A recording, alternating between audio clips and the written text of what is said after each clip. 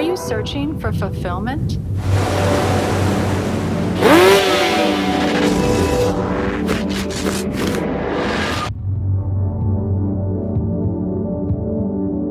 Discover true happiness. Stay tuned to Shalom World.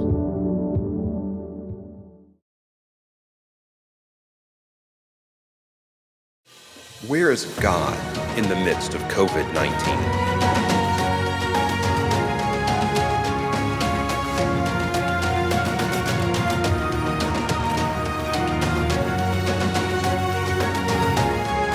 What is going to happen?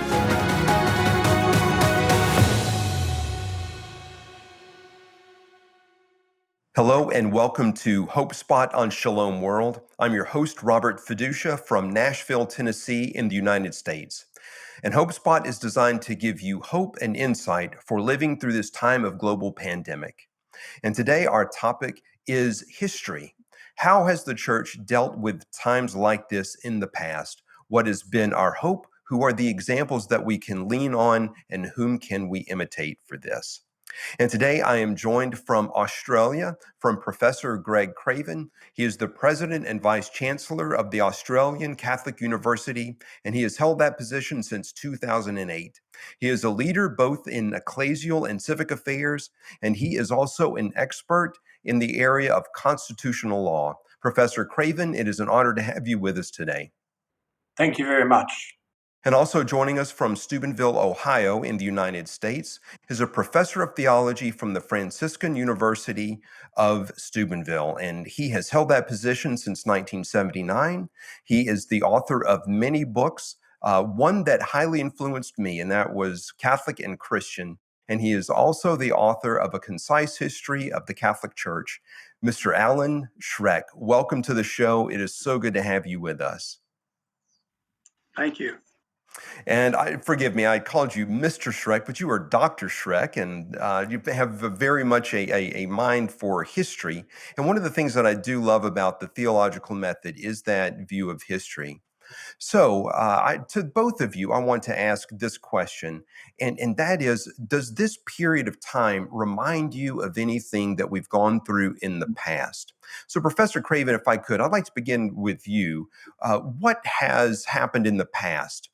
History may not repeat itself, but it certainly rhymes. So what does this remind you of? Look, I think history, without getting histrionic about it, is a history of good and bad things and some very bad things. You look at history, history is full of plagues. We've had the Black Death, we've had smallpox, we've had Spanish influenza. You go back through biblical times, there were terrible plagues. This, in a funny way, reminds me a little bit of that period in medieval times of the Black Death. Now, the Black Death killed anything up to half the population of Europe. So it's nothing like that in terms of size. But I think in terms of people's psychological and emotional response to it, their distress, levels of irrationality about it, deep emotional engagement with it, it does remind me quite a lot of that period of the time. Yeah. And Dr. Schreck, for you? Well, Dr. Craven pointed out historical important precedents, but I think one thing that I see as a little unique about this, looking from the perspective I have from the United States, is I think people have an expectation that there aren't going to be any major pandemics that are going to disrupt society to the degree that this one is doing. So even though as a historian I could say, well, the Spanish influenza of 1918 was much more virile and virulent and many more died. Of course, this one isn't over yet, so we don't know. But I think that there's a greater shock right now, people in my country, because they're presuming science is going to solve everything. We're going to have a cure. We have to get back to normal tomorrow or next week, or at worst by the fall. And so, yeah, history doesn't repeat itself, but I think there's something unique about this because most people in our culture don't expect anything like this to happen, or at least it'll be solved right away. So much of our history. I know when I studied medieval history, I learned about the rulers of the day, the popes and the emperors. But I'm most fascinated with the history of the common person. What was their life like? So, if you could, first to Dr. Schreck, could you get us through, like, what was going on with the average person during the time that you mentioned, that Spanish influenza of 1918? How did they cope? Just the common person. Well, um, one thing about history is that historians don't write so much about the common person. But when I look back at that, what really impressed me was the response of Catholic religious, especially Mm, women religious. Many of them mhm, were teachers, but when they were called to serve and care for the sick, in fact, in Philadelphia, there were about 2,000 different religious in the Philadelphia area, which was particularly hard hit. And mm, it was very traumatic for the average person because people were, in fact, all the seminarians from St. Charles Borromeo Seminary, 300 of them went out to dig mass graves and bring bodies to be buried. And the religious sisters, as I mentioned, over 2,000 religious sisters, many of whom were teachers, were called to go in and minister to people for the sick and the needy. And many of them were not trained medically, but they just did what they had to do. mm. And you might say, even though they were religious, they were sort of common people who were called out of their ordinary tasks to become medical missionaries, you might say. So I think that made a real impression on the people that their religious and their clergy were willing to risk their lives to help them. Mm. And Professor Craven, you had mentioned just the Black Plague, the Black Death. What was the common person's manner of coping during that time? The interesting thing was that it was incredibly variable. So you had acts of utter heroism and faith and devotion, and then you had some really quite bizarre reactions, like the danse macabre. People would join in a dance of death, which was the absolute Mm, opposite of hope. It was giving in to hopelessness. I think the thing that's really interesting about this is that you are seeing live, because of our technology, the experience of the little people. No one was filming the little people in the Black Death or the Spanish influenza. I dated from 9/11. That's probably the first time you got a mm, live telecast of evil. We're watching this, and I agree that what you're seeing is some extraordinary acts of heroism, but the psychology of our modern times is that we're not going to suffer, that we are the master of our environment, that there is no disease that can get us, and therefore the psychological shock that there's something that we can't simply switch on and switch off, I think is very, very deep in people, possibly deeper than COVID itself. mm. And I agree with that. If I can offer my own opinion, even as host, is one thing that I've seen. Because my question to you is about how is time dissimilar, and it seems that people in times past were more comfortable with death, or at least more at home with death. It was more common, and it seems that we feel a right to comfort. So I see that as being something that is unique to this time. But first to you, Professor Craven, is there some other way that we are dissimilar to what has happened in the past, and to say either for good or for ill? Well, I think it is in particular that idea, and it's an idea that's a very Western idea. It's a Western European idea. If you live in Africa or parts of Asia, you're going to be familiar with death. You know, our own grandparents were used to the idea that you would lay out your parents in the parlour. Mm, We are completely disassociated from death. And then when we stare it in the eye, it's an unfamiliar stranger. I had a colleague at Melbourne University Law School who wrote a book about euthanasia, and he said to me, I have the most wonderful title for it. And I said, what is it? And he said, Taming Death by Law. And I said to him, David, no one has ever tamed death except one person, and he didn't mm, do it by law. And I think it's that arrogance in a Greek sense that has produced a psychological fragility in us, which makes it very hard to cope with these types of situations. Mm. And Dr. Schreck, either for good or for ill, how are we dissimilar from times past? Well, I would agree with Dr. Craven.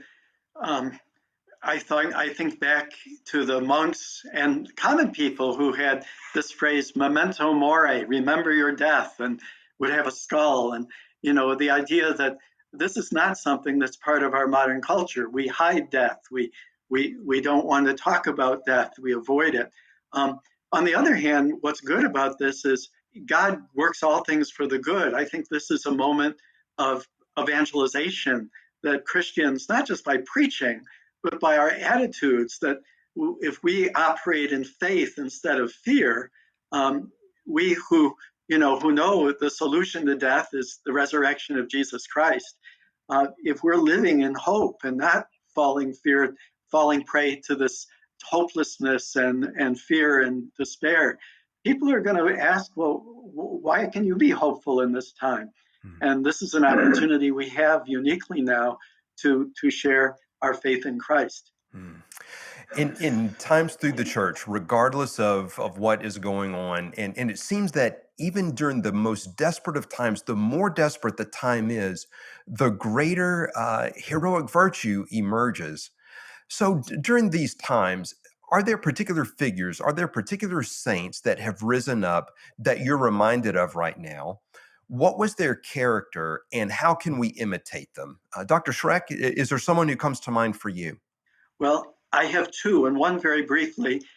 Catherine of Siena, of course, lived at the time of the Black Death. And, she was more of a common person. She was a third order Dominican, but she would just go to the hospital across from the Duomo. She would minister to sick people as a young person, a teenager, early adult. And she didn't, there are stories like she would wash people's pus and then drink the water as a penance, something we want to imitate today, but just basically doing what needed to be done. The other figure for me is a church leader, St. Charles Borromeo.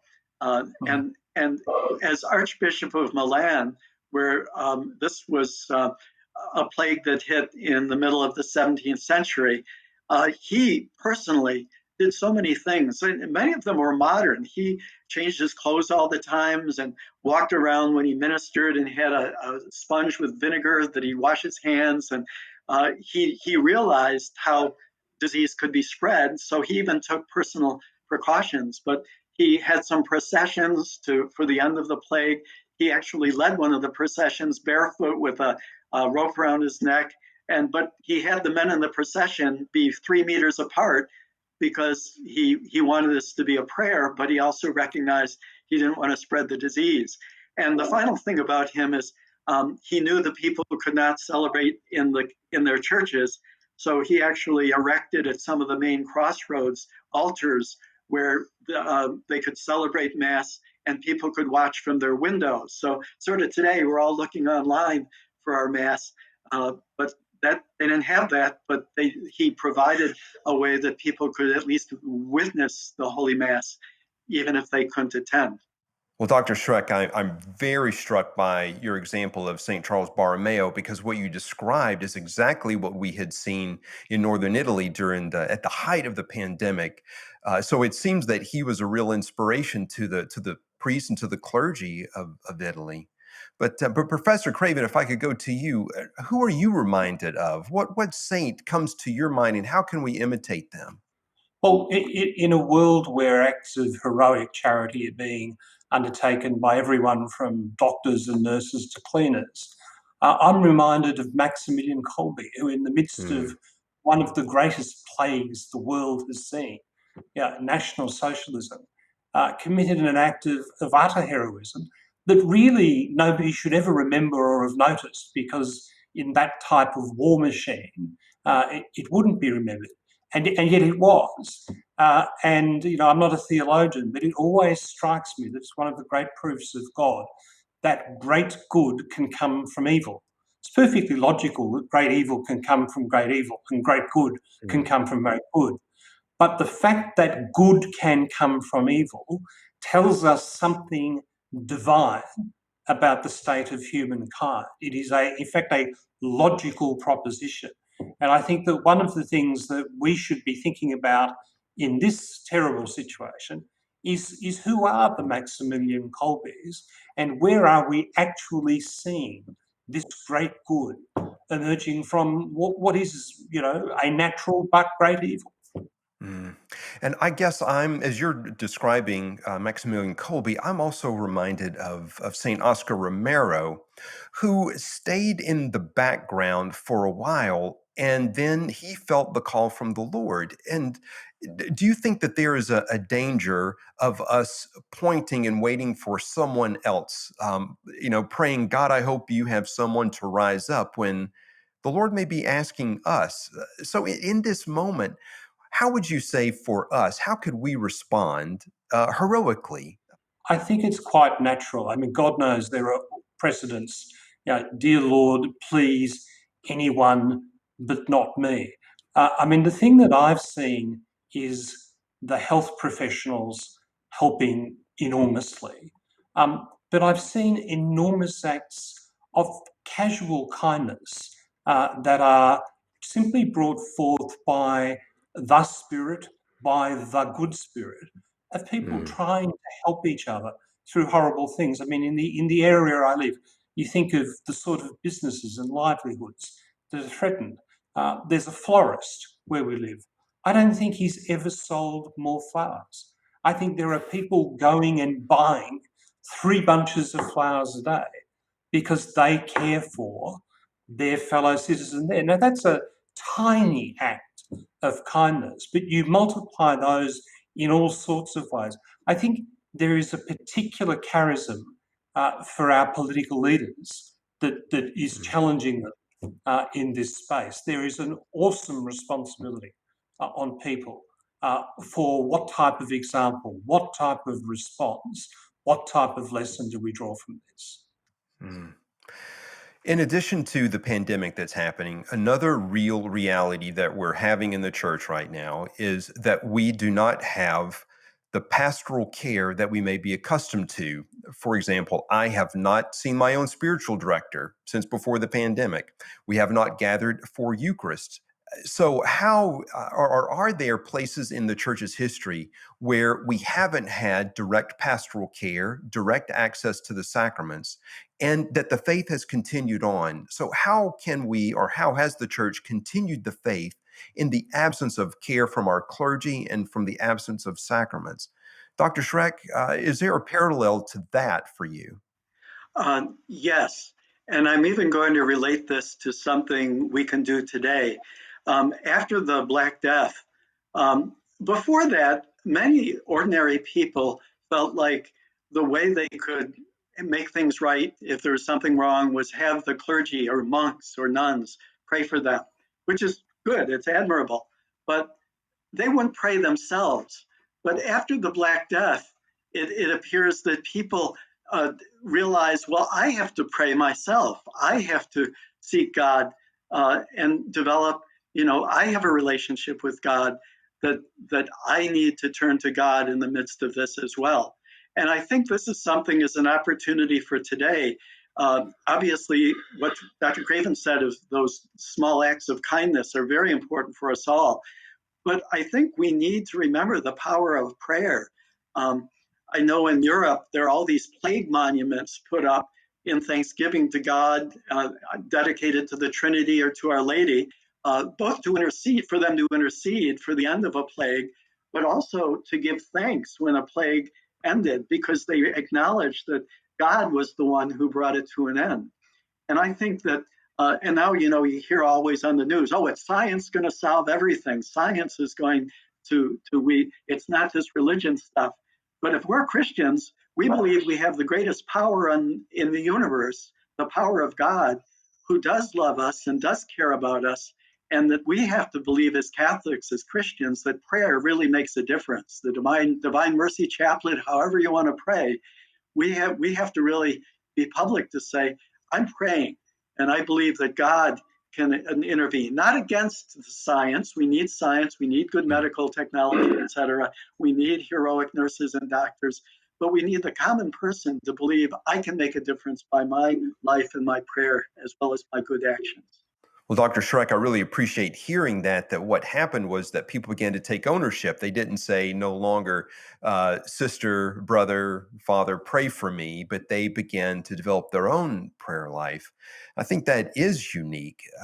But Professor, what would you say? Are there other instances in history of ways that the faith has continued on with the absence of pastoral care and the sacraments?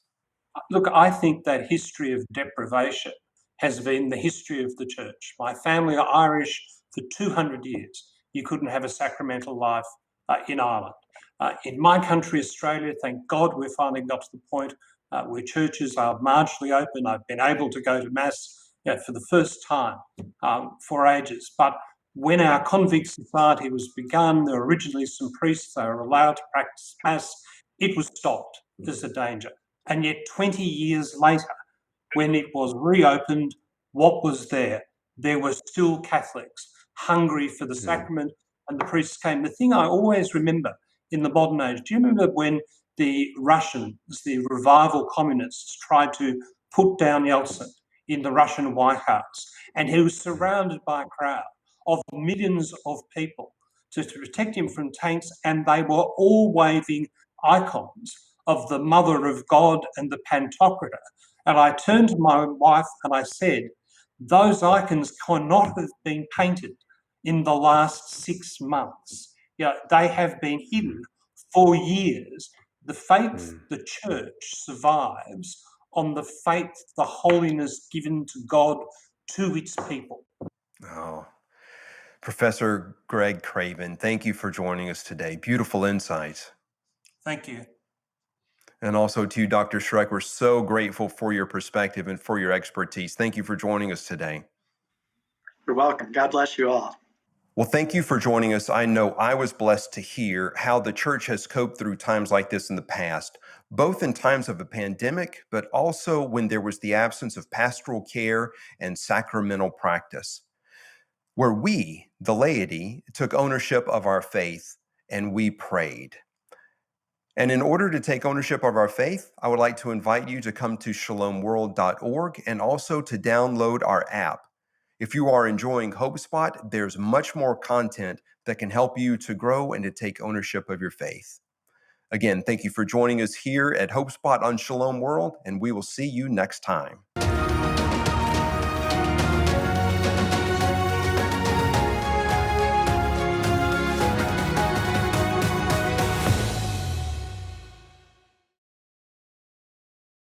To all of the viewers of Shalom TV throughout the world, I want to encourage you not only to support this amazing media apostolate, but to spread the word to others. We all know how the internet and mass media are polluting the world with the poison of pornography and so much other forms of materialism. This is the source of eternal life, the gospel, and Shalom TV is consecrated to spreading the word of Christ. Thank you.